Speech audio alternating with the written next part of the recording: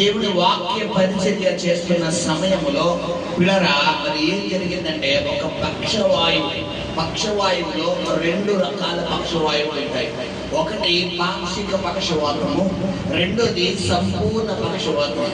పాక్షిక పక్షవాతం అయితే రైట్ సైడ్ లేదా లెఫ్ట్ సైడ్, అంటే right hand, right leg, right side mouth పిల్లరా ఈ సైడ్ ఫేస్ అంతా మొత్తం బలహీనం అయిపోతాయి. ఇంకా వాటిలో కదలికలు ఉండవు, అవి చచ్చుబడిపోతాయి, వాడికి బ్లడ్ సర్క్యులేషన్ వెళ్ళదు. ఇప్పుడు ఓన్లీ రైట్ సైడ్ మాత్రమే పనిచేస్తుంది. లేని పక్షాన పిల్లరా లెఫ్ట్ సైడ్ కానీ.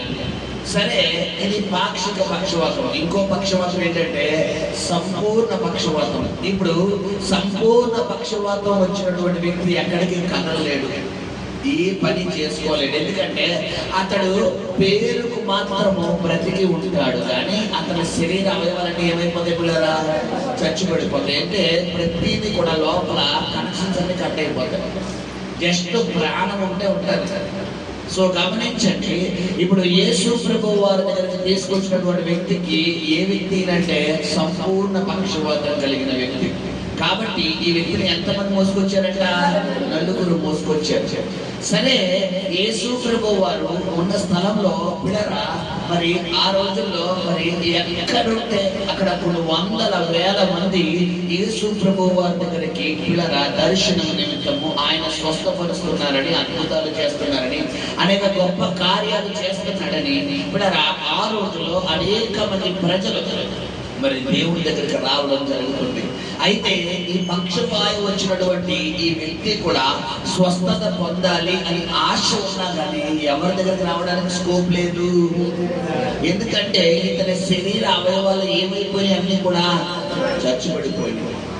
ఇప్పుడు గమనించండి, ఇప్పుడు పిల్లరా పక్షవాతంలో 2 రకాలు. ఎలాగో ఇప్పుడు పక్షవాతము 2 ఉంటాయి. ఒకటి బాహ్య పక్షవాతము, 2 అంతరంగ పక్షవాతం. ఇదేంటండి ఎక్కడ వినలేదండి అనుకుంటారా? చెప్తాను, ఆలకించి. బాహ్య పక్షవాతం అంటే నీ శరీర అవయవాలకు వచ్చేది. అంతరంగ పక్షవాతం అంటే నీ ఆత్మకు వచ్చేది. అంతరంగ పక్షవాతం అంటే పిల్లలు గమనించండి, ఇప్పుడు నువ్వు పాపానికి దాసుడైపోతే, నువ్వు లోకానికి దాసుడైపోతే, నువ్వు శరీర కార్యానికి దాసుడైపోతే, నువ్వు అపవాది క్రియలకు దాసుడైపోతే, ఇప్పుడు వాత వేయబడిన మనస్సాక్షి గలవారిగా ఉండిపోతావు. అంటే వాత వేయబడిన మనస్సాక్షి అంటే పిల్లలు గమనించండి, వీళ్ళకి ఎంత వాక్యం చెప్పినా వీళ్ళ ప్రవర్తన సరి చేసుకుంటారంటే సరి చేసుకోరు, వీరి పద్ధతులు మార్చుకుంటారంటే మార్చుకోరు, వీరి నడవడిక మార్చుకుంటారంటే ఇంచు కూడా మార్చుకోరు.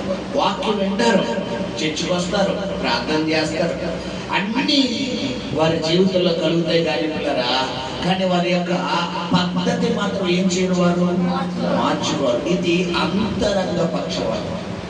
ఇప్పుడు ఇక్కడ యేసు ప్రభు వారి దగ్గరకు వచ్చినటువంటి ఈ వ్యక్తికి అంతరంగ పక్షవాతము ఉంది, బాహ్య పక్షవాతం ఉంది.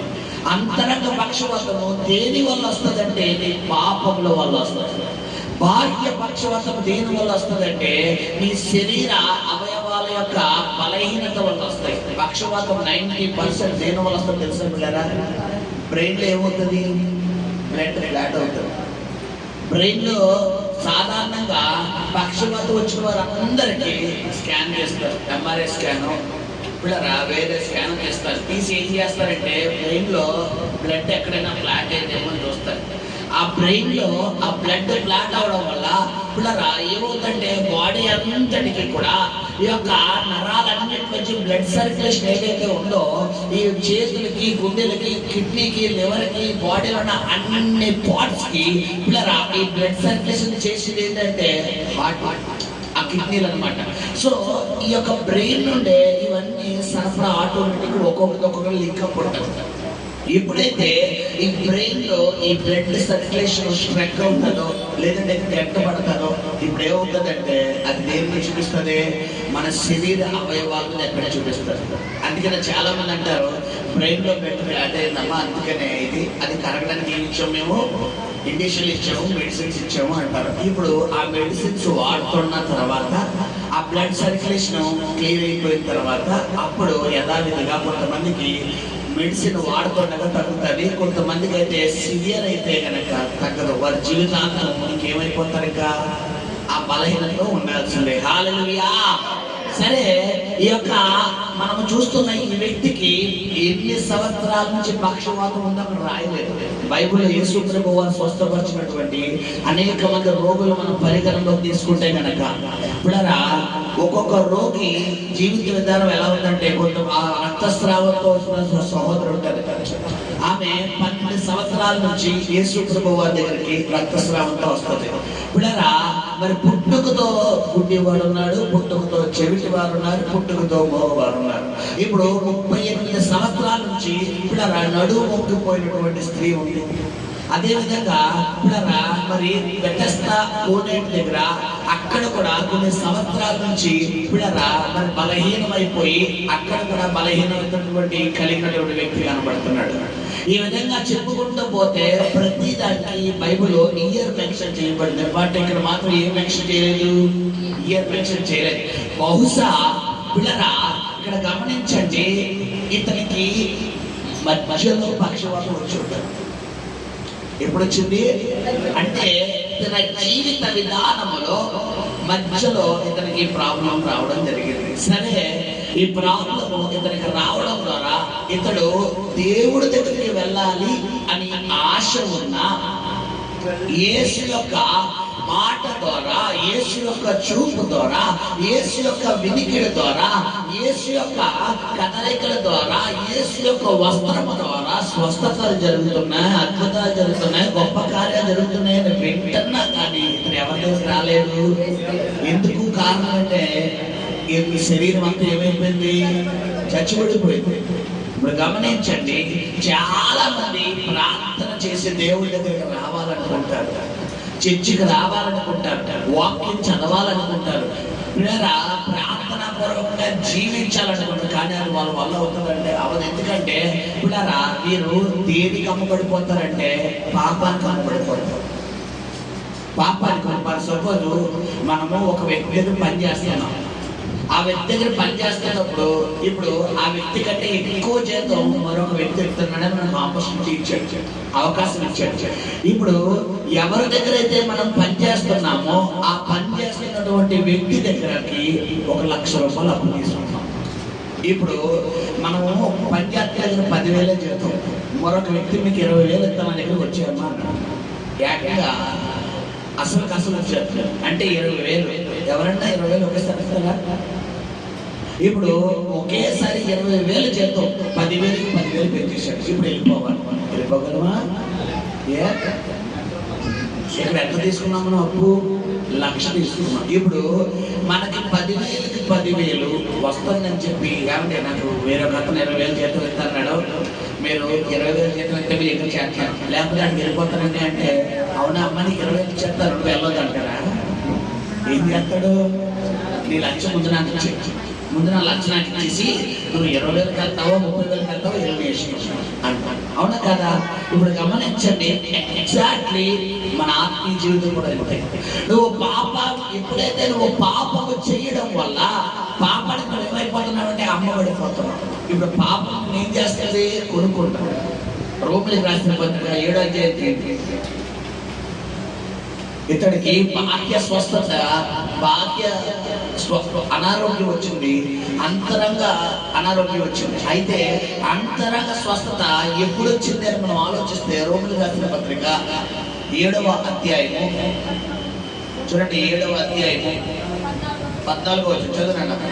ధర్మశాస్త్రము ఆత్మ సంబంధమైనది, ధర్మశాస్త్రము ఆత్మ సంబంధమైనదని ఎరుగుదును. అయితే నేను పాపమునకు అమ్మబడి శరీర సంబంధమై ఉన్నాను. ఏలయనగా నేను చేయునది ఎరుగను. హల్లెలూయా. ధర్మశాస్త్రము ఆత్మ సంబంధమైనదని తెలుసు. ఇప్పుడు ఈ వాక్యము ఆత్మ సంబంధమైనది. ఇప్పుడు ఈ ఆత్మ సంబంధమైన ఈ వాక్యము ఒక ఆజ్ఞగా దేవుడు మనకి ఇచ్చాడు. బైబిల్ చెప్తుంది ఆజ్ఞ అతిక్రమమే పాపం.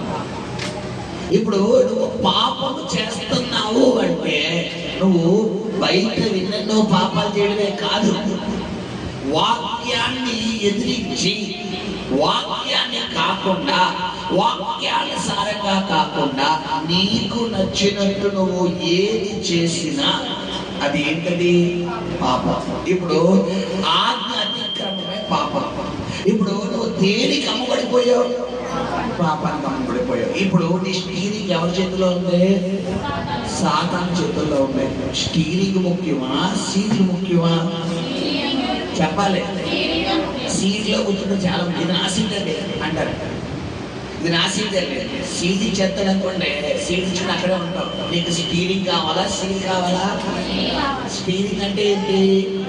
నీ జీవిత నడవడిక, నీ జీవితాన్ని నువ్వు దేవుడికి అప్పగించుకుంటే, నీ సహోదరి సహోదరుడా, దేవుడు నిన్ను ఎలా ఆశీర్వదిస్తాడని లేఖనాలు తెలియపరుస్తుందంటే 30 దంతులు గాను, 60 దంతులు గాను, 100 దంతులు గాను. హల్లెలూయా, హల్లెలూయా. గమనించండిరా, ఎప్పుడైతే ఒక మనిషి పాపము చెయ్యడం ద్వారా అతడు పిల్లరా ఎవరికి అమ్మబడిపోతున్నాడంటే సాతానికి అమ్మబడిపోవడం, పాపానికి దాసుడు కలుగుతాం. ఇప్పుడు ఈ పక్షవాతం వచ్చినటువంటి ఈ వ్యక్తి ఎవరైతే ఉన్నాడో ఇతడు పాపానికి అమ్మడైపోవడం వల్ల ఎవరికి దాసుడుగా మారిపోయాడు? సాతానికి దాసుడిగా మారిపోయాడు. సో గమనించండి, ఇతనికి ఇప్పుడు రోగము ఎందుకు చేత వచ్చింది? చెప్పాలి. పాపము ద్వారా వచ్చింది. ఇతనికి రోగం దేని ద్వారా వచ్చింది? పాపము ద్వారా. మీకు ఒక విషయం చెప్పి నేను ముందుకు వెళ్ళాలని ఆశపడుతున్నాను. రోగము ఒక వ్యక్తికి వ్యాధి కానీ, రోగము కానీ పిల్లరా ఎప్పుడు కూడా అనారోగ్యం ద్వారానే రాదు. ఒక వ్యక్తికి వ్యాధి కానీ, రోగము కానీ ఎప్పుడు అనారోగ్యం ద్వారానే రాదు. మనము చేసిన పాపముల ద్వారా కొన్ని రోగాలు వస్తాయి. పిల్లరా మన ఆరోగ్య అలవాట్లు సరిగ్గా లేకపోవడం వల్ల కొన్ని రోగాలు వస్తాయి. కొన్ని దురాత్మ శక్తుల ద్వారా కొన్ని రోగాలు వస్తాయి. పిల్లరా పితృల పారంపర్య అంటే మన తల్లిదండ్రులు, మన తాత ముత్తాతలు చేసినటువంటి పాపముల ద్వారా కొన్ని రోగాలు వస్తాయి. దేవుడి నామాన్ని మహిమపరిచే విధంగా కొన్ని రోగాలు వస్తాయి. ఇప్పుడు మన శరీరానికి వచ్చినటువంటి రోగము ఏదో అది దేని ద్వారా వచ్చిందో తెలుసుకుని ప్రార్థన చేస్తే ఇప్పుడు నీకేమొస్తుంది? స్వస్థత వస్తుంది. హల్లెలూయా. ఇప్పుడు నాకు జ్వరం వచ్చింది, తలకాయ పొడి టాబ్లెట్ వేసుకుంటే తగ్గుతుందమ్మా? ఏదైనా తలకాయలు ఉంటాయి కదా. కాళ్ళు చేతులు లాగి టాబ్లెట్ వేసుకుంటే తగ్గుతుందా? అసలు ఇంచన్న వెళ్తాయి ముందుకి. ఎందుకు? దాంతో కాదు. ఇప్పుడు ప్రార్థన కూడా గమనించండి. ఇక్కడ ఈ పక్షవాతం వచ్చినటువంటి ఈ వ్యక్తికి పిల్లరా ఈ బలహీనత దేని ద్వారా వచ్చిందంటే తన పాపము ద్వారా వచ్చింది.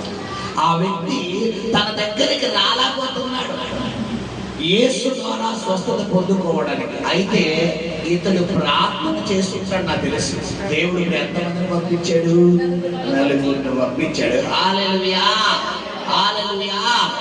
ఎప్పుడైతే ఇతడి ప్రార్థన దేవుడు ఆలకించి ఉన్నాడో పిల్లల గమనించండి, ఇప్పుడు దేవుడు ఏం చేస్తున్నాడంటే తక్షణము ఇతని ప్రార్థనకి ఏమిస్తున్నాడు? ఇప్పుడు జవాబిచ్చేస్తాడు. హల్లెలూయా. ఆ 4 వ్యక్తులు యేసు ఉన్న కపెర్నహూము అనే స్థలము నింపబడి ఉన్నప్పటికీ ఎవరి దగ్గరికి తీసుకురావాలని ఆశపడుతున్నారు? దేవుడి దగ్గర. గమనించండి పిల్లరా, సాధారణమైన మనిషి కంటే పక్షవాతం వచ్చిన మనిషి బరువు ఎన్ని రెట్లు ఉంటుంది? ఆధారంగా 2 రెట్లు. ఎందుకంటే సాధారణమైన మనిషి తిన్నటువంటి ఆహారం ఏదైతే ఉందో అతడు ప్రతిరోజు నడవడము, పరిగెత్తడము, కూర్చోవడము, లేవడం వల్ల శరీరంలో ఉన్నటువంటి ఆ యొక్క కొలెస్ట్రాల్ ఏమవుతాయి? తగ్గుతుంటాయి. బట్ ఎప్పుడైతే ఈ వ్యక్తి శరీరంలో పని చేయదో మంచానికి అంటుకుపోతాడు. మంచానికి అంటుకుపోవడం వల్ల శరీర అవయవాలు బరువు ఏమవుతుంది? పెరిగిపోవడం వల్ల ఇప్పుడు ఇతని బాడీ 1-2 రెట్లు పెరుగుతుంది. ఇప్పుడు సాధారణమైన వ్యక్తి కంటే ఈ పక్షవాతం వచ్చిన వ్యక్తి బరువు ఏమవుతుంది? ఇంకా డబల్ ఉంటుంది. డబల్ అవుతుంది. ఇప్పుడు ఒకరిద్దరు మొయ్యరా అంటే మొయ్యలేరు. కాబట్టి దేవుడు ఎంతమందిని పంపించాడు? నలుగురిని పంపించాడు. ఈ నలుగురు కూడా యేసు దగ్గరికి తీసుకురావాలంటారు, కానీ పరిస్థితులు వారికి అనుకూలించినాయి అంటే అనుకూలించలేదు. ఇప్పుడు ఒక మార్గం ఎంచుకున్నారు. ఏంటి ఆ మార్గం? చదువునన్నా. ఆయన ఉన్న చోటికి పైగా ఇంటి కప్పు విప్పి సందు చేసి పక్షవాయువు రోగము గలవారిని కలుపుతోనే దింపిరి. హల్లెలూయా. ఏం చేస్తున్నారంటే ఈ రోజుల్లో అయితే బిల్డింగ్లు బంగ్లాలు ఉన్నాయి, కానీ ఆ రోజుల్లో ఏముంది అంటే పిల్లరా పెయింటింగ్ ఉంది. ఈ ఇంటి కప్పులు ఉంటాయి కదా, పెంకులు ఉంటాయి చూసారా. మరి మండువాలో అంటారు, చాలా మంది అంటారు. కొంతమందికి పిల్లల ఇంటి కప్పు, ఈ ఇంటి పై కప్పులు ఉంటాయి. అయితే ఈ వ్యక్తులు ఎలాగ యేసు దగ్గరకు తీసుకొచ్చారంటే, ఏమండి ఆ పక్షవాతం వచ్చిన వ్యక్తి మంచంతో తీసుకొచ్చాడు, ఆ పరుపుతో తీసుకొచ్చాడు ఉంది అక్కడ. ఆ పరుపుతో నలుగురు 4 చేతులతో ఎలా మొయ్యాలి? ఇప్పుడు ఎలా మొయ్యాలి? ఒక చేతితో మొయ్యగలరా? 2 చేతులతో మొయ్యాలి. ఇప్పుడు 2 చేతులతో మొయ్యాలి అంటే అది ఏదో రోడ్డు మీద ఏదంటే వీధుల్లో నడిపించడం అయితే ఏదో కొత్త గొప్ప కొంత ఈజీ ఏమో, కానీ ఏమెక్కిస్తారంట? మిద్దెక్కేస్తారు. డైరెక్ట్ గా ఆ యొక్క ఇంటి పైకప్పు ఎక్కేస్తున్నారు. ఏమంటే ఒక ఇంటి పైకప్పు ఒకరిక్కిదని పైకప్పు ఏముంది? ఇప్పుడు ఎంతమంది ఎక్కుతున్నారు? ఓకే, ఇప్పుడు నలుగురు ఎక్కుతూ ఎవరు లాగుతున్నారు? ఈ పక్షవాతం వచ్చిన వ్యక్తి. ఇప్పుడు ఈ పక్షవాతం వస్తున్న వ్యక్తి ఎవరైతే ఉన్నాడో ఇతడు పిల్లరా, ఈ నలుగురులో ఏ ఒక్క వ్యక్తి, ఈ పైకి ఎక్కిన వ్యక్తి గనక వ్యక్తుల్లో ఏ ఒక్క వ్యక్తిని విడిచిపెట్టిన వ్యక్తి ఎక్కడ పడిపోతాడు? కింద పడిపోతాడు. ఇప్పుడు ఈ వ్యక్తి కింద పడకూడదంటే వీళ్ళ ముందు ఎక్కాలి. వీళ్ళు ముందు ఎక్కిన తర్వాత పిల్లల కింద నుంచి ఎవరైనా వ్యక్తిని అందేవాళ్ళు. సో కింద కూడా ఎంతమంది ఉండాలి? ఇంకో నలుగురు ఉండాలి. మొత్తానికి ఏదో ఒక విధంగా ఈ వ్యక్తిని పైకి ఎక్కించి కరెక్ట్ గా యేసు ప్రభువు ఇలా మధ్యలో నిలబడ్డాడు. మధ్యలో నిలబడగానే అటు జనాభా ఉన్నారు, ఇటు జనాభా ఉన్నారు, ఇటు జనాభా ఉన్నారు, వెనకాల జనాభా ఉన్నారు, మొత్తం చుట్టూ జనాభా ఉన్నారు, చుట్టూ ప్రజలు ఉన్నారు. డైరెక్టర్ గా సీలింగ్ ఉంది చూసారా, ఈ పైన ఒక ఖాళీ చేసి ఆ పై కొమ్మల పైన పెంకులన్నీ తీసేసి ఆ వ్యక్తి ఎంత పొడుగైతే ఉన్నాడో పిల్లరా ఆ పొడుగు మట్టుకు మొత్తం పెంకులు తీసేస్తున్నారు. ఒప్పుకుంటారా? చెప్పలే, ఒప్పుకుంటారా? ఒప్పుకోరు. అయినా అక్కడ ఆ వ్యక్తికి పట్ల స్వస్థత జరగడం ఎవరు చెప్తాం? కాబట్టి ఇల్లిగల హౌస్ ఓనర్స్ యొక్క హృదయాన్ని ఎవరు దగ్గరలో పెట్టుకున్నారు?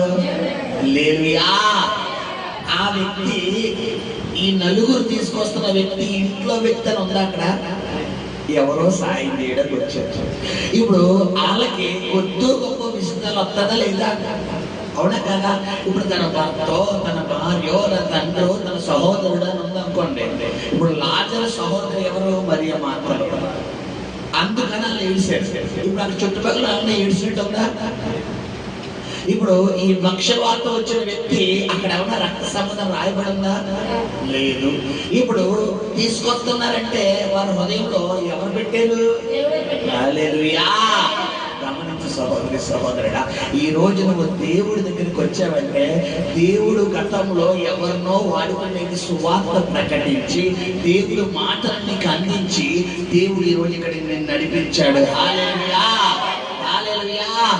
ఎప్పుడైతే ఈ పక్షవాతం కలిగినటువంటి వ్యక్తి ఎవరైతే ఉన్నాడో ఇప్పుడు ఆ కప్పు, ఇంటి కప్పు అంతా ఖాళీ చేసిన తర్వాత డైరెక్టర్ గా వ్యక్తి ఎక్కడ దిగుతున్నారు? దిగుతున్నారు. చదువు.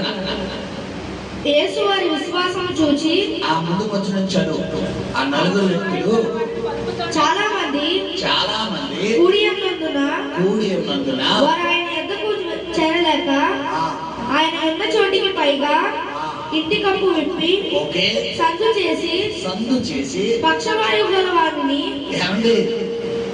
భాగం చేశారా? సందు చేశారా? సందు అంటే ఏంటి చెప్పాలి. దీన్ని ఏమంటారు పక్కన దాన్ని? అంటే దాదాపు ఎన్ని పెంకులు ఏం తీసారు? హల్లెలూయా. బట్టి అర్థం చేసుకోండి. పిల్లరా మొత్తం సందు చేసి ఏం చేస్తున్నారంట, నలుగురు 4 పక్కల పట్టుకుని తాడు కట్టి ఎక్కడ దింపుతున్నారంట, ఎందుకు దింపి యేసు వారి విశ్వాసము చూచి కుమారుడా నీ పాపములు క్షమింపబడి ఉన్నవని. అది చూసారా ఏమండి, ఇక్కడ పక్షవాత రోగానికి పాపానికి సంబంధం ఉందా? పాపానికి పక్షవాతానికి సంబంధం ఉందా? కుమారుడా నీ విశ్వాసాన్ని నేను మెచ్చి ఉన్నాను, స్వస్థత పొందు అంటే ఒకలా ఉన్నాను. కానీ యేసు ఇక్కడ ఏం చెప్తున్నారు, నీ పాపములు క్షమింపబడి. ఆ వ్యక్తికి ఆ పక్షవాతం దేని వల్ల వచ్చిందంట, అతడు చేసిన పాపం వల్ల. సో దీన్ని బట్టి కొన్ని వ్యాధులు దేని వల్ల వస్తాయంటే ఈ పాపాన్ని బట్టి వస్తాయి. First of all. రెండవది కొన్ని వ్యాధులు దయ్యముల ద్వారా వస్తాయి. అది కూడా చూపిస్తాను చూడండి. ఇదే మార్కు సువార్త, ఇదే మార్కు సువార్తలో పిల్లరా 7వ అధ్యాయము 7వ అధ్యాయము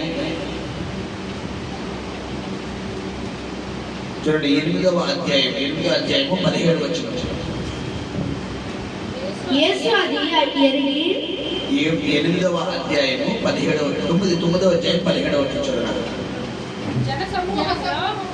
జన సమూహంలో ఒకడు బోధకుడా మూగదయ్యము పట్టిన నా కుమారుని నీ వద్దకు తీసుకుని వచ్చింది. అది ఎక్కడ వారిని పట్టుకొనో అక్కడ వారిని పడద్రోయెను. అప్పుడు వాడు నురుగు కార్చుకొని పండ్లు కొరుకుకొని మూర్ఛిల్లును. ఏమండి ఈ రోగం పేరు ఏంటో తెలుసా? ఇప్పుడు ఈ వ్యక్తికి ఈ రోగం వచ్చిన వ్యక్తిని తీసుకెళ్ళి హాస్పిటల్లో జాయిన్ అయితే తగ్గుతుందమ్మా? చెప్పాలి. మెడిసిన్ వాడితే తగ్గుతుందా? సాధారణంగా 90% ఫిట్స్ వచ్చిన వాళ్ళు ఏం చేస్తాం, మనము చేతుల తాళాలు పెడతాం లేదా హాస్పిటల్ తీసుకెళ్తాం. ఇప్పుడు ఈ వ్యక్తికి వచ్చే రోగం ఫిట్స్. అక్కడ తండ్రి అడుగుతున్నాడు, యేసు ప్రభువా నాకు ఒక కుమారుడు ఉన్నాడయ్యా, అతడు ఒక దయ్యము పట్టినవాడు, మోగ దయ్యం పట్టినవాడు అంట. ఈ మోగ దయ్యము యొక్క లక్షణాలు ఎలా ఉన్నాయంటే పిల్లరా, అతడు ఉన్న బలంగా కింద పడిపోతాడు. పడిపోయి నోట్లో ఏమొస్తుందంట, నొరగొచ్చేసి చేతులన్నీ వంకరైపోయి పిల్లరా బలహీనమైపోతాడు. ఇప్పుడు ఇదొక రోగం. ఇప్పుడు ఫిట్స్ అనేది ఈ వ్యక్తికి ఏం ద్వారా వచ్చింది? పాపంతో వచ్చిందా? చెప్పాలి. అక్కడ పక్షవాతం దేని ద్వారా వచ్చింది? చెప్పాలి, పాపము ద్వారా. ఇప్పుడు ఇంకో రోగం చూపిస్తాను చూడండి. ఇదే మార్కు సువార్త 7వ అధ్యాయంలో పిల్లరా 31వ వచనం చదువుతున్నాం. చదవాలి ఒకరు. ఆయన మరలా తూరు ప్రాంతములను విడిచి సీదోను ద్వారా దేకపోలి ప్రాంతముల మీదుగా గలిలయ సముద్రము వద్దకు వచ్చెను. అప్పుడు వారు చెవుడు గల నత్తివాణి ఒకని ఆయన యొద్దకు తోడుకుని వచ్చి వాని మీద చేయి ఉంచమని ఆయనను వేడుకొనిరి.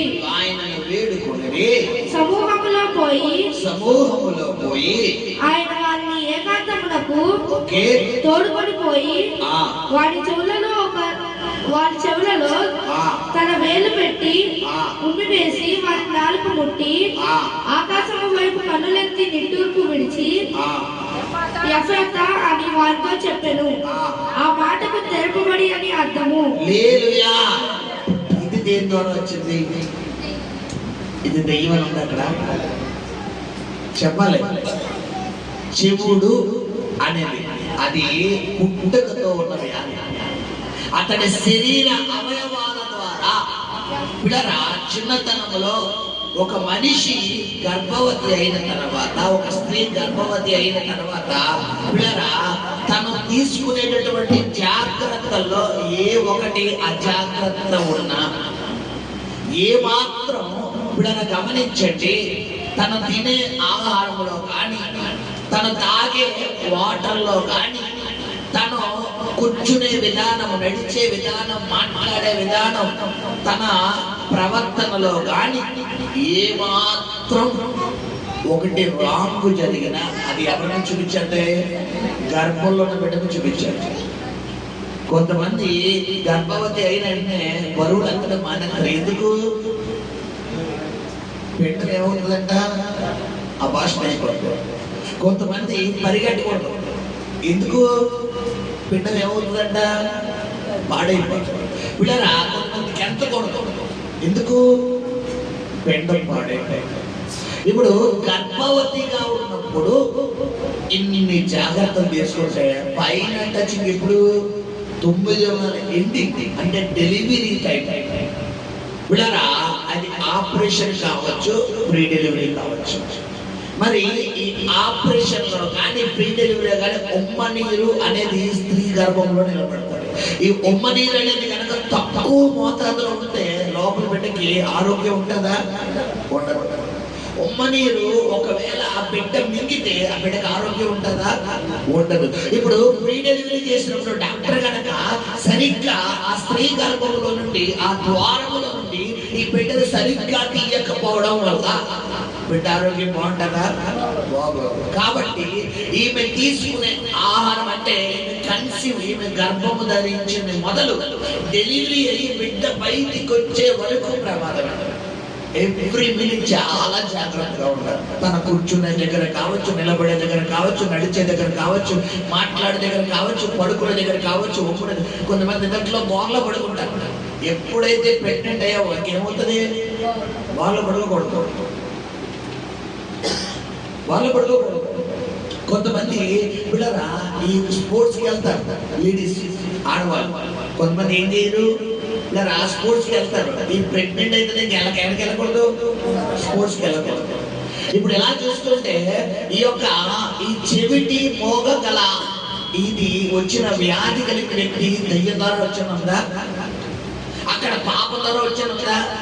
ఇప్పుడు ఇది తన తల్లి ఎవరైతే ఉన్నారో ఆమె అజాగ్రత్త వల్ల వచ్చింది. సో మొత్తానికి ఈయనకి వ్యాధి వచ్చింది.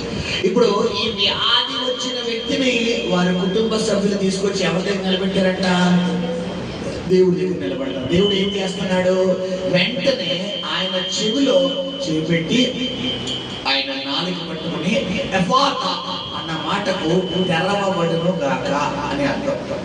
ఆ మాట పలకగానే వెంటనే ఏం జరిగిందంటే అక్కడ అంతటా వాని చెవులు తెరవబడెను. వాని నాలుక నరము సడలి వాడు తేటగా మాట్లాడుచుండెను.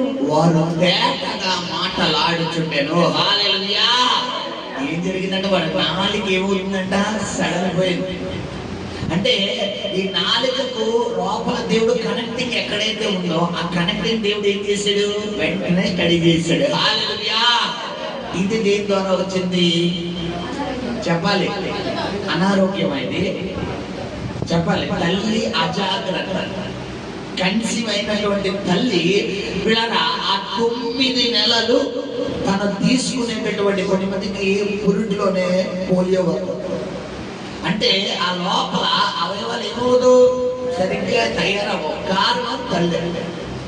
ఏంటంటే ఇక సరిగ్గా ఆహారం తీసుకోరు. ఆ విటమిన్స్ ఏవైతే ఫుడ్స్ ఉంటాయో, ఆ యొక్క బ్లడ్ పడే ఫుడ్స్ ఏవైతే ఉంటాయో, ఆ మెడిసిన్స్ ఏవైతే ఉంటాయో, ఆ మెడిసిన్స్ ఆ ఫుడ్ సమయానికి తీసుకుంటూ మంచిగా హెల్తీగా తీసుకుంటూ ఆరోగ్య సూచనలు గవర్నమెంట్ ఆ డాక్టర్ నుంచి ఆరోగ్య సూచనలు తీసుకుంటూ జాగ్రత్తలు తీసుకోవడం బట్టే లోపల బేబీ గ్రోత్ ఉంటుంది. అందుకని 3 స్కానింగ్ ఉంటాయి. 3 నెలల స్కానింగ్, 6 నెలల స్కానింగ్, 9 నెలల స్కానింగ్. ఈ 3 స్కానింగ్ అంటే బిడ్డ గర్భంలో పిండంగా పడిన తర్వాత, అవయవ నిర్మాణాలు తయారైన తర్వాత, పూర్తిగా బిడ్డ తయారైన తర్వాత, ఇది గవర్నమెంట్ ప్రకారం. అంటే ఇప్పుడు వైద్యులు ఇచ్చేటటువంటి మరి సూచన. సరే, ఈ వ్యక్తికి ఈ విధంగా మరి తల్లి జాగ్రత్త లేకపోవడం వల్ల తన పరిస్థితిని బట్టి మొత్తానికి బలహీనత వచ్చింది. యేసు ప్రభు స్వస్థపరిచాడా లేదా? హల్లెలూయా. అక్కడ పక్షవాతంతో వచ్చిన వ్యక్తిని స్వస్థపరిచాడా లేదా? ఇక్కడ స్వస్థపరిచాడా లేదా? ఇందాక మనం పిడుసు వ్యాధిలో ఉన్న దెయ్యం పడిన వ్యక్తిని స్వస్థపరిచాడా లేదా? ఓకే, ఇప్పుడు అనారోగ్యం కూడా ఎలా వస్తుందో చూద్దాం. ఇదే అధ్యాయంలో చూడండి, లూకాసు వార్త, ఇదే అధ్యాయం కదా, లూకాసు వార్త 4వ అధ్యాయం 38వ వచనం చదువుకున్నాం. అప్పుడు లూకాసు వార్త 4వ అధ్యాయం 38వ వచనం. ఆయన సమాజ మందిరంలో నుండి లేచి సీమోను ఇంటిలోనికి వెళ్ళెను. సీమోను అత్త తీవ్రమైన జ్వరంతో పడి ఉండెను కనుక ఆమె విషయమై ఆయన యొద్ద మనవి చేసుకొనిరి. ఆయన ఆమె చెంతను నిలవబడి జ్వరమును గద్దింపగానే అది ఆమెను విడిచెను. హల్లెలూయా. ఇది దేని ద్వారా వచ్చింది చెప్పాలి. ఈమె ఆరోగ్య పరిస్థితి జాగ్రత్త తీసుకోవడం వల్ల, అంటే అనారోగ్యం. ఇది ఇక్కడ పాపం చేసుకుంటుందా? ఇక్కడ ఈమె తల్లి జాగ్రత్త తీసుకోవాలని ఉంటుందా? ఈమెకు వచ్చింది ఏంటి? జస్ట్ జ్వరం అంతే. అంటే బాడీకి టెంపరేచర్ ప్రాబ్లం. ఇప్పుడు ఇది దెయ్యం ద్వారా వచ్చినట్టు కానీ, ఇది పాపం ద్వారా వచ్చినట్టు కానీ, ఇది తల్లిదండ్రుల అవిధేయత ద్వారా వచ్చినట్టు కానీ పిల్లరా ఉందా ఇక్కడ? లేదు. హల్లెలూయా. ఇప్పుడు ఈ దెయ్యం ఈ రోగాన్ని ఎలా కొడుతున్నాడంటే ఒక మాట చెప్పినాడు, ఆ మాట చదవమ్మా. ఆయన వెంటనే జ్వరమును గద్దింపగానే హల్లెలూయా. ఇప్పుడు నీకు 4-5 రకాలుగా చెప్పాను మనిషికి రోగము వ్యాధి ఏ విధంగా వస్తుందో. ఒకటి, అతడి ఆరోగ్య పరిస్థితులు సరిగ్గా తీసుకోకపోవడం వల్ల అన్నారు. 2, అతడు చేసిన పాపముల వల్ల అన్నారు. 3, దురాత్మ శక్తులు లేదా దెయ్యముల ద్వారా వస్తుందన్న. 4, వంశ పారంపర్యంగా. ఇప్పుడు 4 చూపించాం. 5, దేవుడు నామానికి మహిమ వచ్చే విధంగా కూడా కొన్ని వ్యాధులు వస్తాయి. ఈ వ్యాధులకు మందు ఎవరు? డాక్టర్ గారా? చెప్పాలి. ఇక్కడ స్పెషలిస్ట్, అక్కడ స్పెషలిస్టా? ఎవరి వ్యాధులకు ముందు ఆ వ్యాధి కూడా చెబుతారు. యోహాను సువార్త 11వ అధ్యాయం తీయండి. యోహాను సువార్త 11వ అధ్యాయం చదవాలి. మరియా ఆమె సహోదరి అయిన మార్త అను వారి గ్రామమైన బేతనియాలో ఉన్న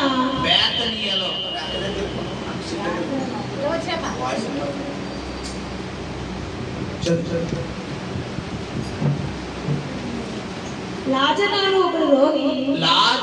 అను ఒకడు రోగి ఆయను. ఈ లాజరు ప్రభువునకు అత్తరు పూసి తల వెంట్రుకలతో ఈయన పాదములకు తుడిచిన మరియకు సహోదరుడు. అతని అక్క చెల్లెండ్రు, ప్రభువా, ఇదిగో నీవు ప్రేమించువాడు రోగి అయి ఉన్నాడని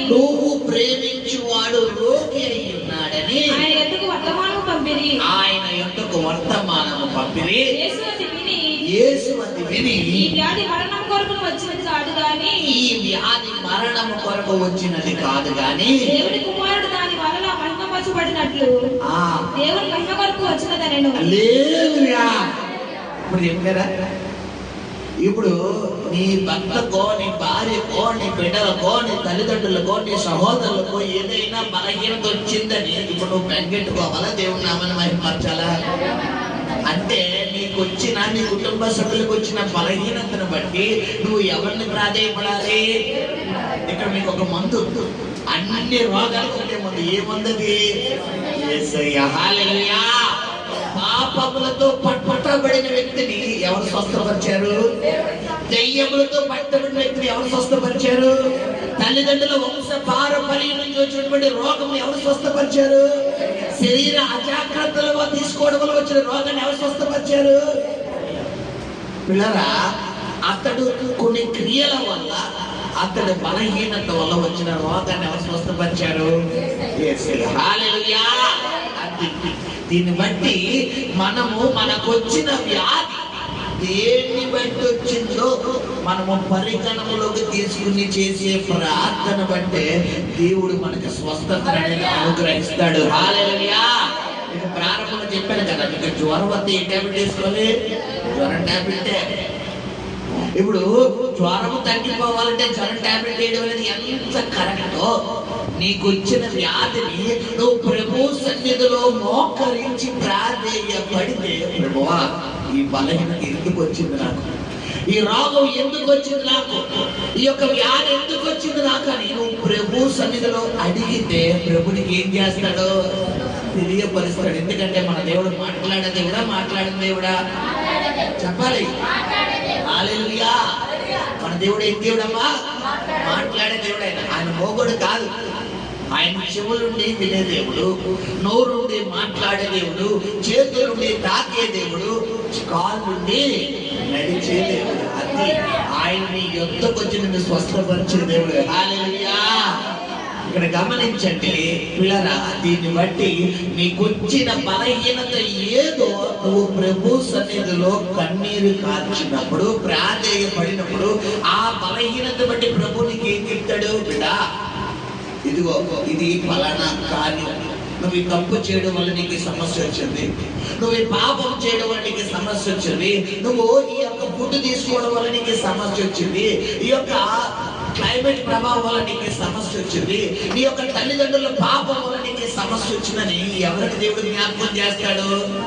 మనకు జ్ఞాపకం చేస్తాడు. కాబట్టి దీన్ని బట్టి పిల్లరా బైబిల్ని పరిగణనలోకి తీసుకుని పిల్లరా మనకు వచ్చింది ఏ విధమైన బలహీనతైనా ఒక ప్రార్థన ప్రభు సన్నిధిలో చేయాలి. ఏంట ప్రార్థన అంటే నన్ను స్వస్థపరచువాడా. హల్లెలూయా. అందుకే నిర్మాకాండం 15:26లో నిన్ను స్వస్థపరిచి యెహోవాను. అయ్యో జ్వరమా, నేను స్వస్థపరచలేదమ్మా. చూడండి, చాలా మంది హాస్పిటల్ డాక్టర్ స్పెషలిస్ట్ ఉంటారు, ఆర్థోపెడిక్ స్పెషలిస్ట్ ఉంటారు, డయాబెటీస్ స్పెషలిస్ట్ ఉంటారు. పిల్లరా మరి బ్రెయిన్ కి సంబంధించింది, పిల్లరా మరి కడుపుకి సంబంధించింది, కిడ్నీకి సంబంధించింది, లివర్ కి సంబంధించింది, పిల్లరా మరి బాడీలో ఉన్నటువంటి ఎముకలకు సంబంధించింది, ఒక్కొక్క దానికి సంబంధించినటువంటి ఒక్కొక్క స్పెషలిస్ట్. లైవ్ అవుతారు.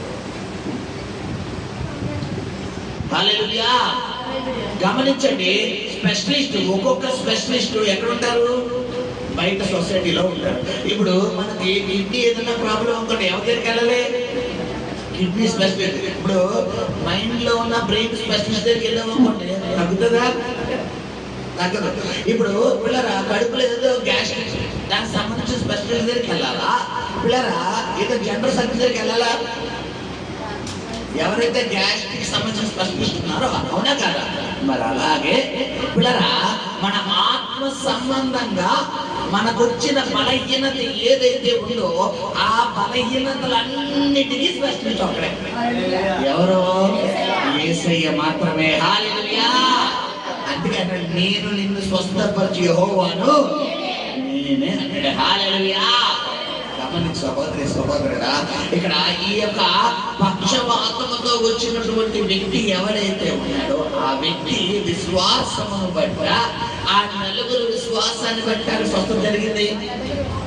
మాట్లాడలే సరే, ఆ వ్యక్తి విశ్వాసాన్ని బట్టి స్వస్థత జరిగిందా? ఆ నలుగురు విశ్వాసాన్ని బట్టి జరిగిందా? చదవండి సరే.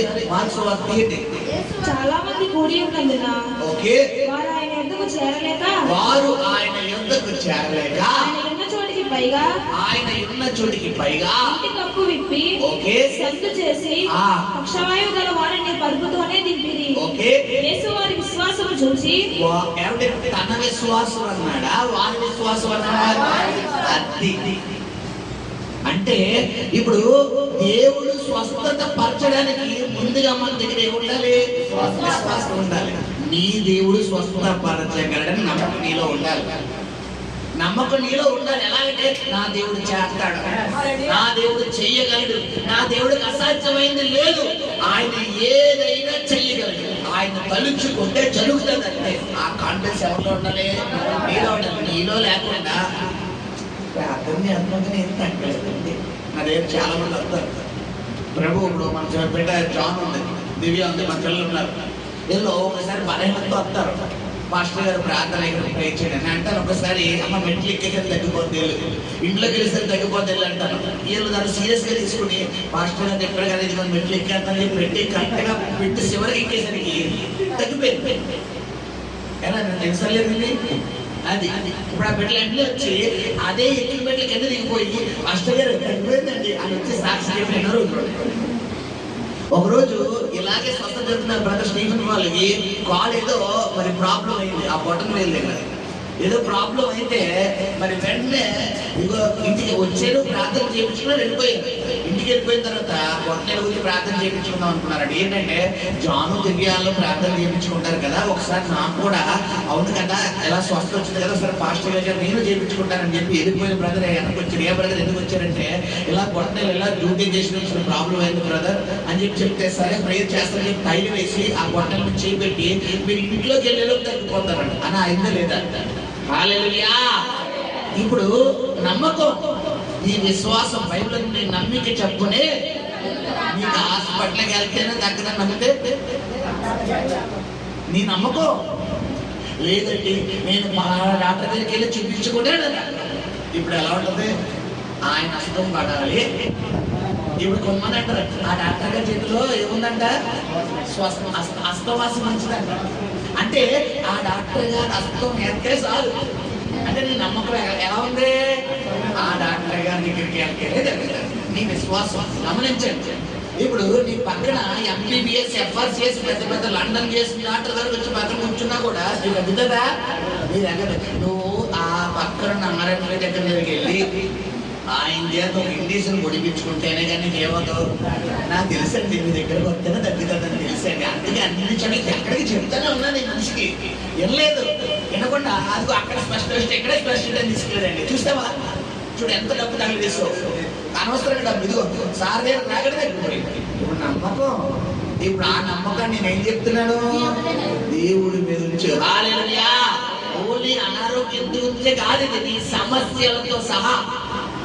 కొంతమంది సమస్యల గురించి చాలా బాధపడతారు, వారికి ఉన్న పరిస్థితులు చాలా బాధపడతారు. ఒక్కటే మందు సర్వరోగ నివారణ. ఏంటా సర్వరోగ నివారణ అంటే దేవునికి ప్రార్థన చేయడం. హల్లెలూయా.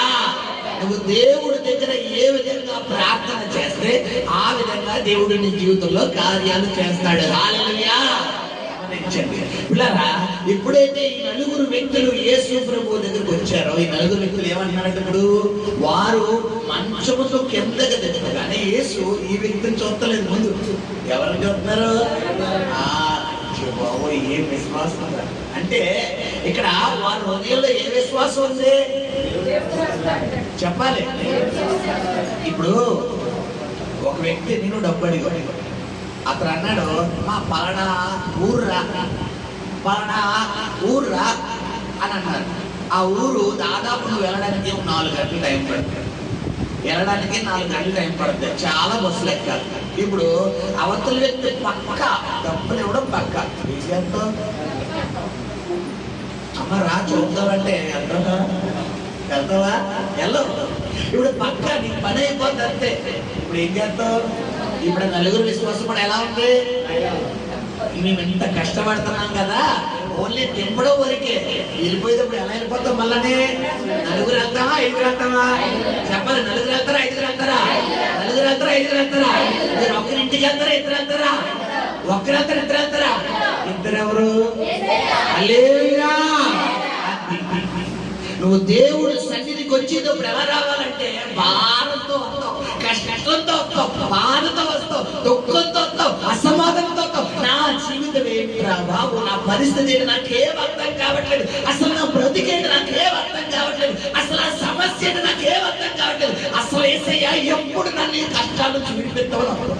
వెళ్ళినప్పుడు యేసయ్య నామంలో శక్తి ఉన్నదయ్యా, శ్రీ యేసయ్య నామంలో శక్తి ఉన్నదయ్యా. నమ్మితే చాలు నీవు పొందుకుంటావు శక్తిని. నమ్మితే చాలు నీవు పొందుకుంటావు శక్తిని. యేసయ్య నామములో శక్తి ఉన్నదయ్యా, శ్రీ యేసయ్య నామంలో. శక్తి ఉన్నదయ్యా. ఎవరు కనబడలేదు. వదిలేసి వెళ్ళిపోతామంటే చికెన్ కర్రీ రెడీగా ఉంది, మటన్ కర్రీ రెడీగా ఉంది, చేపలు రెడీగా ఉన్నాయి, పీటలు రెడీగా ఉన్నాయి, వెళ్ళిపోతే తినేస్తామంటే అంటుంది. నువ్వు నమ్మాలి, నువ్వు నమ్మితేనే అది, నమ్మితే చాలు.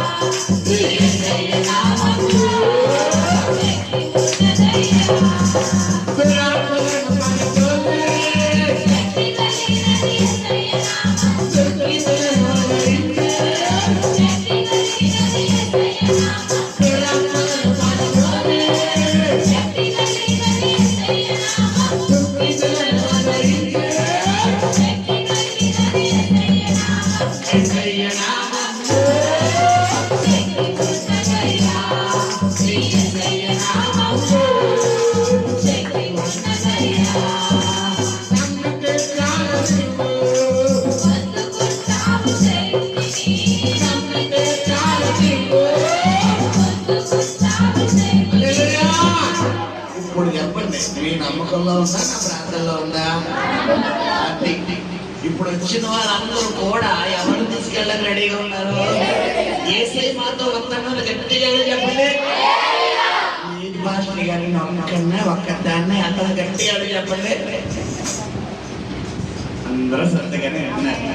హల్లెలూయా. ఈ నలుగురు విశ్వాసాన్ని బట్టి గమనించండి, ఈ విశ్వాసం అనేది చాలా ప్రాధాన్యం. ఒక క్రైస్తవుడు, ఒక మనిషి నిలబడాలి అంటే ఫైనల్ కార్డు వెన్నుపోసే ఎంత ప్రాధాన్యమో, ఒక క్రైస్తవుడు ఆత్మీయ జీవితంలో నిలబడాలి అంటే నీకు ఒక వెన్నుపోసేసి నీ దేవుడు విడిపెట్టాడంటే గుడ్డిగా వెళ్ళిపోవాలి. నా దేవుడు ఉన్నాడయ్యా, రాని కష్టాలు నన్ను చూసుకున్నాడు, రాని అప్పులు నన్ను చూసుకున్నాడు, ఆ శ్రమలు నన్ను చూసుకున్నాడు, ఆ సోదరు నన్ను చూసుకున్నాడు, ఆ భర్తలు కొట్టని చూసుకుంటాడు ఆయన. గమనించండి, యోగుకి ఎన్నో కష్టాలు వచ్చాయి, కానీ యోగు గురించి దేవుడు శాస్త్రానికి పైన తెచ్చుకోవడం ఏంటి, నువ్వు ఎన్నో శోధనలు పెట్టు కానీ ఏం చేయమంటాడు, అతని ప్రాణం మీద మాత్రం మీకు. ఇప్పుడు నీ ప్రాణం మీదకి ఎవరికి అధికారం లేదు, కానీ నువ్వేం చేస్తావు? ఎవరికి చెత్త అధికారం? అయ్యయ్యో సాతానా ఎందుకు చెప్పి ఇలా చేపెట్టాను, ఇలా ఎలా పెట్టాను, పెట్టాడంటే ఉట్టిని పెట్టావు, మాట్లాడితే ఏమంటావు? చచ్చిపోతాను, నాకు ఈ సమస్య చచ్చిపోవాలి, అది దూకి చచ్చిపోవాలి, ఇది దూకి చచ్చిపోవాలి, అలా చేసుకోవాలి, నాకు బతకాలని లేదు. ఇప్పుడు నువ్వు ఇస్తున్నావా, సాతాను గారు తీసుకొస్తున్నాడా, దేవుడు చెప్పాడా? చెప్పాలి. యోబు గురించి దేవుడు ఏమంటాడు అక్కడ? చదువు యోబు గ్రంథం మొదటి అధ్యాయం చేయండి, ఆ మాట సరే. యోబు గ్రంథం మొదటి అధ్యాయంలో అక్కడ సాతాను వస్తున్నాడు, దేవుడు ఆ మాట, ఆ మాట కరెక్ట్గా అపవాది 12 వచ్చి ఇదిగో అతను కలిగిన సమస్తమును నీ వశమునున్నది, అతనికి మాత్రం ఏ హాని చెయ్యకూడదని అపవాదికి సెలవీయగా. ఇప్పుడు నీకు అప్పులు ఉన్నాయి, నీ కుటుంబంలో రోగాలు ఉన్నాయి, నీకు మానసిక ఒత్తిడిలు ఉన్నాయి, నీకు వ్యాపారంలో నష్టాలు ఉన్నాయి, నీకు ఉద్యోగంలో కష్టాలు ఉన్నాయి, నీ జీవనోపాధిలో కష్టాలు ఉన్నాయి, నీ భర్త ద్వారా, నీ భార్య ద్వారా, నీ బిడ్డల ద్వారా, నీ తల్లిదండ్రుల ద్వారా, నీ తోబుట్టుల ద్వారా, నీ రక్త సంబంధుల ద్వారా, నీ బంధువుల ద్వారా, నీ ఇరుగు పొరుగు వారి ద్వారా, నీ ఉద్యోగంలో అన్నిటి చోట నీకు ఏమున్నాయి? కష్టాలు ఉన్నాయి. ఇప్పుడు కష్టాలు మాత్రమే ఉన్నాయా, చావు వరకు ఉన్నాయా? చెప్పాలి. కష్టాలు ఎన్నైనా కష్టాలే, తక్కువైనా కష్టాలే. యోగుకి కష్టాలు మాత్రం అనుమతించాడా, మరణాన్ని కూడా అనుమతించాడా? యోగు మరణం పొంది తెచ్చుకున్నాడా? సాతాను ఎప్పుడు చంపేద్దాం అనుకున్నాడు? ప్రారంభం. దాదాపు యోగుకి ఎన్ని సంవత్సరాలు బతికాడు? యోగు 42 అధ్యాయం చదవండి. ప్రారంభంలో యోగుడు చంపేద్దాం అనుకున్నాడు. యోగు దాదాపు ఎన్ని సంవత్సరాలు బతికాడంటే చూడండి, 42 అధ్యాయం 16 వచ్చిన పేరు 452. అటు తర్వాత 140 సంవత్సరాలు గట్టిగా చెప్తాం. దాదాపు సెంచరీ కాదు, 150 దగ్గర వచ్చింది. ఒక సెంచరీ, ఒక హాఫ్ సెంచరీ దగ్గరకు వచ్చేది. శాస్త్రం ఎప్పుడు చెప్పేద్దాం, హాఫ్ సెంచరీ కూడా అవ్వకుండానే చంపేద్దాం ఉన్నాడు. దేవుడు ఎంత ఇచ్చాడు? హైట్ ఇంకో 2 హాఫ్ సెంచరీ, అంటే ఇంకో సెంచరీ ఇచ్చేసాడు. ఇప్పుడు శాస్త్రాలు కాదు, నేను హాఫ్ సెంచరీ అవడా చంపేద్దాం అనుకుంటున్నాడు. అంటే హాఫ్ సెంచరీ అంటే ఎంత? 50. కొంతమందికి క్వార్టర్ అంటే ఎంత? 25 సంవత్సరాలు కూడా రావు, నాకు బతకాలు చనిపోతాడు. కొంతమందికి 40 సంవత్సరాలు కూడా రావు, చచ్చిపోతారు. ఈజీగా నాకు బతకాలండి. ఏమండి, చావే పరిష్కారం అయితే ఈ రోజుల్లో అందరూ వెళ్ళిపోవాలి. సమస్య లేని ఎవరినో భూప్రపంచంలో ఉన్నారంటే పిల్లరా, చిన్న ప్రాణి అయినటువంటి చీమ దగ్గర నుండి పిల్లరా పెద్ద ప్రాణి అయినటువంటి జంతువులు, మనుషులందరి వరకు సమస్యలే. చీమకి ఏ ప్రాణం నిరంతరం అది ఏం చేస్తుంది? ఆహారం సంపాదించుకుంటారు. ఒకవేళ కనుక ఏమాత్రం మనుషులు తినే ఆహారం వైపు కనుక ఇది వెళ్ళిందే అనుకోండి, ఆ మనిషి దృష్టి పడితే మనిషి ఏం చేస్తాడు? సేవకుడి అంటాడు. వెంటనే ఏమైపోతే చిన్న చీమ దగ్గర నుండి మనిషి వరకు ప్రతి ఒక్కరికి సమస్యలు ఉన్నాయి. సమస్యలు లేని వాళ్ళు ఎవరు లేరు. గమనించి సహోదరి సహోదరుడా, అది ఒక భక్తుడు పాట పాడుతున్నాడు. బ్రతుకు బండికి సుఖ దుఃఖాలు చక్రాలు అవి వరాలు. బ్రతుకు బండికి సుఖ దుఃఖాలు చక్రాలు అవి వరాలు. ఏ చక్రం లేకుండా పండిపోగా, ఏ చక్రం లేకుండా పండిపోగా, సుఖ దుఃఖం లేకుండా బ్రతుకు సాగునా, మన బ్రతుకు సాగునా. బ్రతుకు మంచికి సుఖ దుఃఖాలు చక్రాలు అవి వరాలు. సుఖ దుఃఖాలు ఒక్క చోటే కలిసొట్టును, చావు తోటే రెండును విడిపోవును. సుఖ దుఃఖాలు ఒక్క చోటే కలిసొట్టును, చావు తోటే రెండును విడిపోవును. ఓర్పు సహనముతో భక్తిని సాగిస్తే ఆ దేవుడి పని నీవు వరముగా భావిస్తే. ఓర్పు సహనముతో భక్తిని సాగిస్తే ఆ దేవుడి పని నీవు వరముగా భావిస్తే. పరలోకమే మనం ప్రభుత్వం మనం కలిసియుందుము కలకాలము, కలిసియుందుము కలకాలము. హల్లెలూయా. బ్రతుకు బండికి ఏంటంట? 2 చక్రాలు. మినిమం ఒక బండి రోడ్డు మీదకి రావాలంటే ఎన్ని చక్రాలు ఉండాలి? ఏ చక్రం లేకుండా బండి పోవాలి. సుఖ దుఃఖాలు లేకుండా బ్రతుకోవాలి. సుఖం ఉన్న చోట దుఃఖం ఉంటుంది, దుఃఖం ఉన్న చోట సుఖం. ఇప్పుడు జీవితాంతం సుఖం అంటే కాదు, జీవితాంతం దుఃఖం అంటే కాదు. ఈరోజు సుఖపడతాం, రేపు పొద్దున కష్టపడాలి తప్పదు. రేపు పొద్దున కష్టపడతాం, ఇల్లు సుఖం ఉంటుంది. హల్లెలూయా. ఈ రెండు కలిసి ఉంటాయి. ప్రభు నీ కొరకు ఏర్పరచినటువంటి మరణ దినం ఎప్పుడైతే వచ్చిందో అప్పుడు ఈ కష్టం సుఖం ఏమైపోతాయి? 2 సెకండ్లు వెళ్ళిపోయి బండి తీసుకెళ్ళిపోతాడు దేవుడు, పరలోకం తీసుకెళ్ళిపోతాడు. ఇప్పుడు ఎందుకు భాష గారు చచ్చిపోతే ఏ కష్టం ఉండదు, చచ్చిపోతే ఏ బాధ ఉండదు. చచ్చిపోయి ఉండదు, నీ ఆత్మ అనిపోతే చెప్పాలి. నీ బండి ఉంది, మన బండి, అది కోరుకు వచ్చిన తర్వాత ఏం చేయాలి? మనం పడేయాలి లేదా అమ్మేయాలి. అప్పుడు మనకి న్యాయం జరుగుతుంది. బండి టైర్ ప్యాచ్ వెళ్ళిందని చెప్పి తీసుకెళ్ళి అంతమాన టైర్ ప్యాచ్ అవుతుంది. తీసుకెళ్ళి నేను అన్నట్టని చెప్పండి, ఎవరి నష్టం? టైర్ ప్యాచ్ అయితే ఏం చేయాలి? ప్యాచ్ చేయించుకోవాలి. అత్తమారు టైర్ ప్యాచ్ అవుతుంది, అవసరమైతే ఏం చేసుకోవాలి, టైర్ మార్చుకోవాలి. కొంతమందికి చిన్న కష్టం, ఈ బుక్ లో ఒక పేజీ చిరిగిపోయింది, ఈ బుక్ అయినా పొద్దున్న చెప్పి ఎలా పడేసినామో, ఇది ఎవరి అవిధేయత? ఈ అవిధేయత. జీవితంలో మనిషి జీవితంలో ఎన్నో కష్టాలు వస్తాయి. భర్త ద్వారా, భార్య ద్వారా, బిడ్డల ద్వారా, తల్లిదండ్రుల ద్వారా, అక్క ద్వారా, చెల్లి ద్వారా, తమ్ముల ద్వారా, ఉద్యోగంలో, వ్యాపారంలో, జీవనోపాధిలో, పనుబడిలో, కూర్చున్నప్పుడు, లేచినప్పుడు, నిద్రపోయినప్పుడు, పడుకున్నప్పుడు, నిరంతరం పొద్దున్న నిద్రపో ఎన్నో కష్టాలు వస్తాయి. ఇప్పుడు వచ్చిన కష్టాలన్నీ ఎదుర్కొంటూ ముందుకు వెళ్ళడం బెటరా? ఈ కష్టాలు ఎత్తుకు వేస్తున్నాను, ఈ బుక్ లేకుండా పడితే పోలే అనుకోండి. కొత్త బుక్ ఇస్తాడా? బుక్లన్నా మార్చుకొచ్చేమో, జీవితం ఇస్తాడమ్మా. అలా ఎవరైనా చూడండి, చెప్పండి అమ్మా. చాలా మంది నా కాంటాక్ట్ లేదు, అది పంపిస్తాను లేదు. హల్లెలూయా. గమనించి తొందరపడి మరణం నిర్ణయాలు తీసుకున్న ఆత్మ ఎక్కడిపోతే తెలుసా? నరకానికి వెళ్ళిపోతుంది. క్షణికావేశంలో చాలా మంది భర్త కొట్టాడు, భార్య కొట్టింది, భార్య తిట్టింది, అత్తగా తిట్టారు, వాళ్ళ పిల్లల తల్లి తిట్టింది, తండ్రి తిట్టాడు, కుటుంబ సభ్యులు తిట్టారు, ఆ తిట్టారు, వీళ్ళు తిట్టారు, అలా ఏళ్ళ కారణాలు చెప్పి వెళ్ళిపోతారో చచ్చిపోతారు. క్షణికావేశం. ఇప్పుడు గమనించి సహోదరి సహోదరుడు, నీ జీవిత విధానంలో అనేక మార్లు నువ్వు పలికిన మాటను ఏం చేయరాత్రి మధ్యాహ్న కాలంలో వెనక తీసుకు. గమనించండి, యోబుకి ఎన్ని శ్రమలు వచ్చినా దేవుడు ఏమంటున్నాడు? అతడి మరణం మీద మాత్రం నీకు అధికారం లేదు. ఈ రోజు ప్రభు నీతో మాట్లాడుతున్న మాట ఏంటంటే, నీ మరణం మీద కూడా ఎవరికి అధికారం లేదు దేవుడు.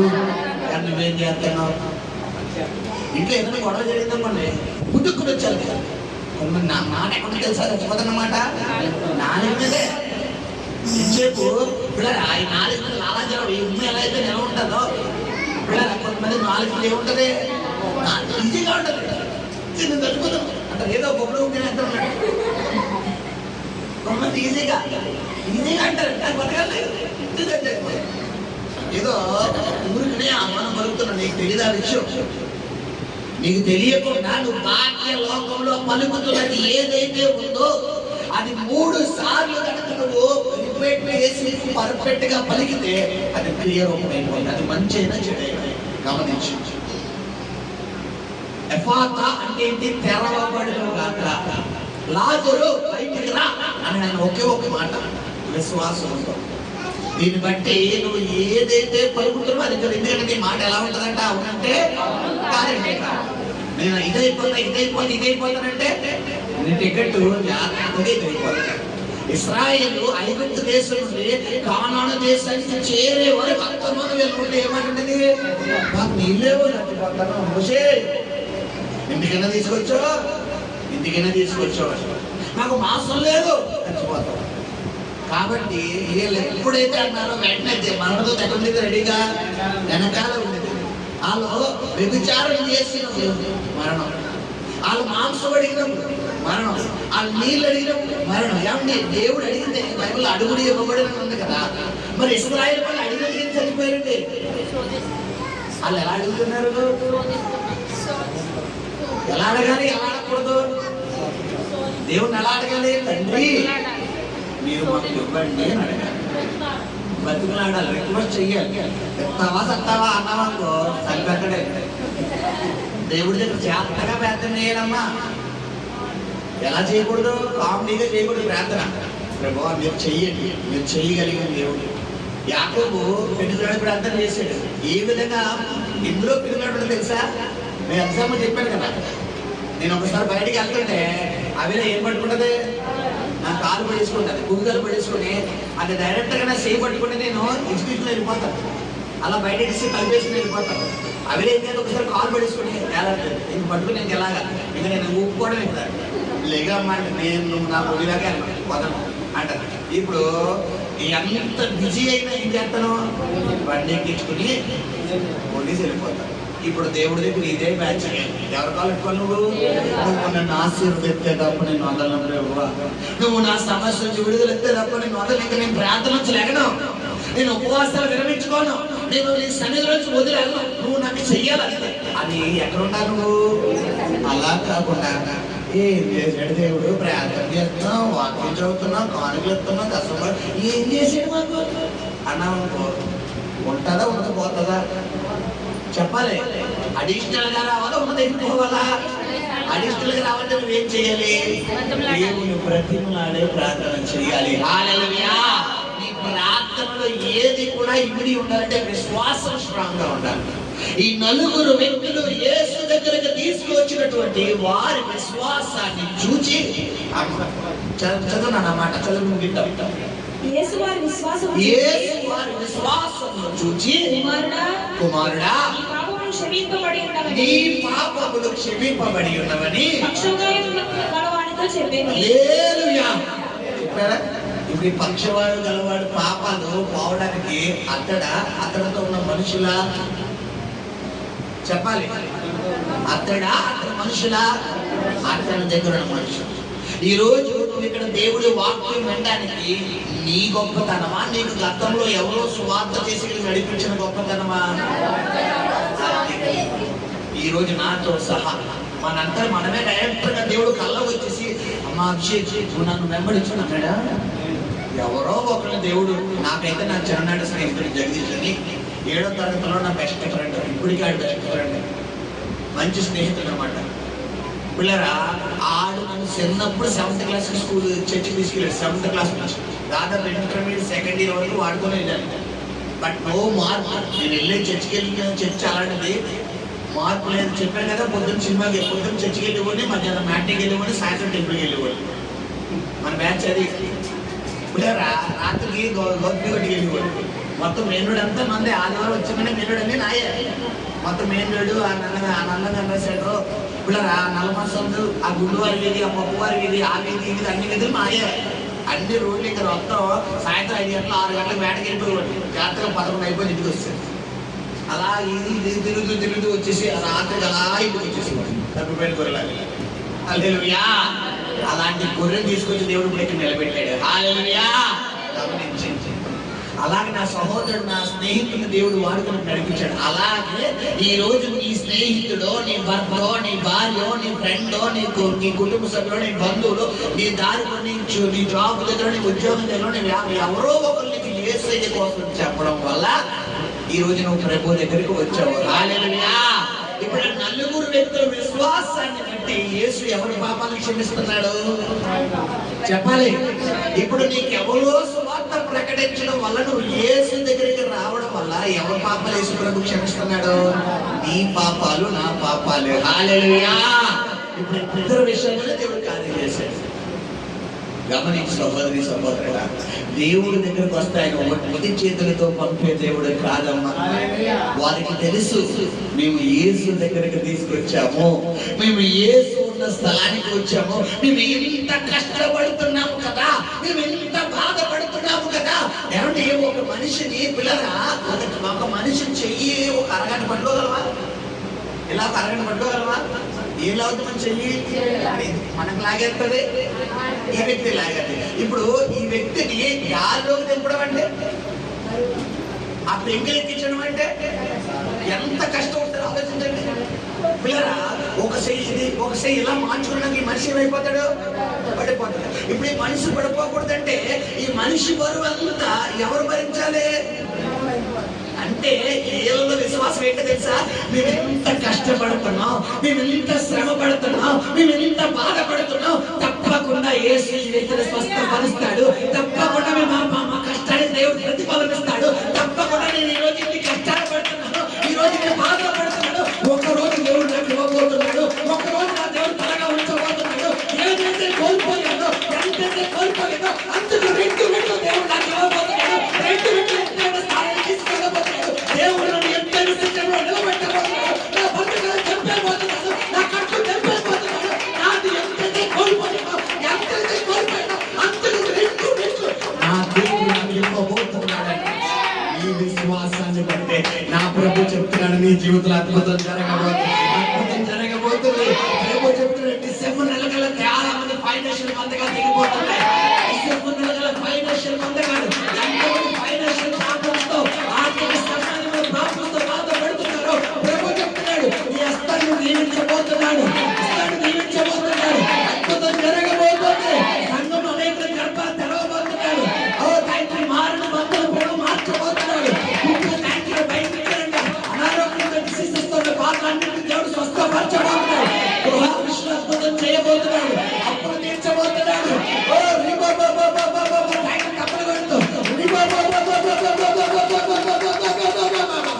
Thank you, Lord.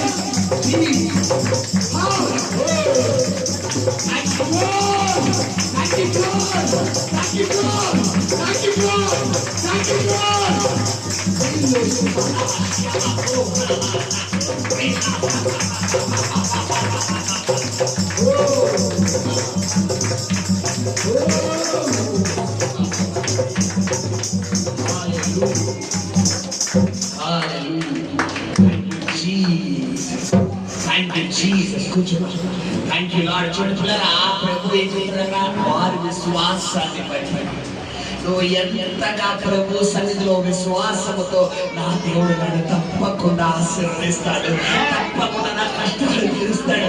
నేను ఎంతగా శోధించబడుతున్నానంటే, ఎంతగా కష్టపడా వెళ్తున్నాను, ఎంతగా బాధకుండా వెళ్తున్నాను, ఎంతగా ఇబ్బంది గుండా వెళ్తున్నానంటే నా ప్రభు నాకు అన్యాయం చేయడు, నా ప్రభు నా చెయ్యి విడవడు, నా ప్రభు నా చెయ్యి విడవడు.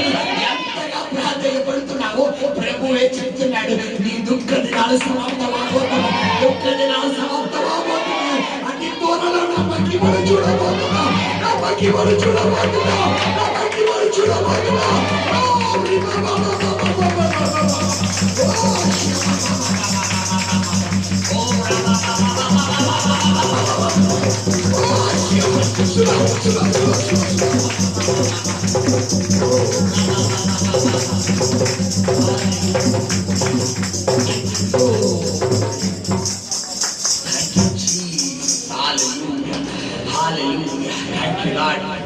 గమనించండి సంఘం, ప్రభు చెబుతున్నాడు, ఎంతమంది అయితే ఫైనాన్షియల్ ప్రాబ్లమ్స్ తో బాధపడుతున్నారు, నీకు వచ్చిన యొక్క ఆదాయం, నీకు వచ్చిన ఆదాయం సరి సాలక అసలు మా జీవితం ఏంటయ్యా, ఈ ఆదాయాన్ని ఎన్ని రోజులు మేము బతకాలి, అసలు ఎప్పుడు మాకు కష్టాలు తీరుతాయని ఎంతైతే వేదన పడుతున్నావో ప్రభు నీతో మాట్లాడుతాడు. సంగమా, అతి త్వరలో నీ బంధకాలు తిప్పబోతున్నాడు, ఫైనాన్షియల్ గా ద్వారా తిరగబోతున్నాడు, ఫైనాన్షియల్ గా ద్వారా తిరగబోతున్నాడు. ఆర్థిక పరమైన ఆశీర్వాదం దేవుడు సంఘం మీద ఏర్పరచబడిన వారిని సైతం సాతాను తప్పిస్తున్నాడు. ఏర్పరచబడిన వారిని సైతం, ఎవరైతే సంఘంలో నమ్మకంగా ఉంటున్నారో, దేవుళ్ళో నమ్మకం అలాంటి వారిని సైతం, ఇక నాకు ఆశీర్వాదం లేదు, నాకు దీవెన లేదు, నేను వేరే సంఘానికి వెళ్తాను, వేరే చోటకి వెళ్తాను ఆలోచన పెట్టి సైతం సంఘాన్ని తప్పిస్తున్నాడు. ప్రభు చెబుతున్నాడు, ఏర్పరచబడిన వారిని సైతం తప్పించని ఆలోచన. నువ్వు సిద్ధపాటు కలిగి ఉండు, ప్రభుత్వ నమ్మకం కలిగి ఉండు. ప్రభుత్వం డిసెంబర్ కాలం దేవుడు ఆశీర్వదించబోతుంది. ఆయన దీవెన చూడబోతున్నావు, ఆయన కృపను చూడబోతున్నావు, ఆయన మహిమను చూడబోతున్నావు. దుఃఖ దినాలు సమాప్తం అవబోతున్నాయి, దుఃఖ దినాలు సమాప్తం అవబోతున్నాయి. పరిశుద్ధ నమ్మకము కనికరము కలిగిన ప్రియపరలోకపు తండ్రి, నీ పరిశుద్ధ పాదాలకు లెక్కలేని మహిమ ఘనత ప్రభావాలు ఆరోపిస్తున్నాము నాయన. అయ్యా, నలుగురు విశ్వాసాన్ని బట్టి ఎలాగైతే ప్రభు అయ్యా ఇదిగో మాట్లాడము, నిజమే ప్రభు అయ్యా, ఈ రోజు మేము భారత స్థలానికి వచ్చి ఉన్నామయ్యా, దుఃఖముతో వచ్చి ఉన్నామయ్యా. అయ్యా, మా బ్రతుకు నావా ఎప్పుడు గమ్యానికి చేరుతుంది, అసలు ఎలాగయ్యా మా కష్టాలు ఎప్పుడు తీరుతాయి అయ్యా?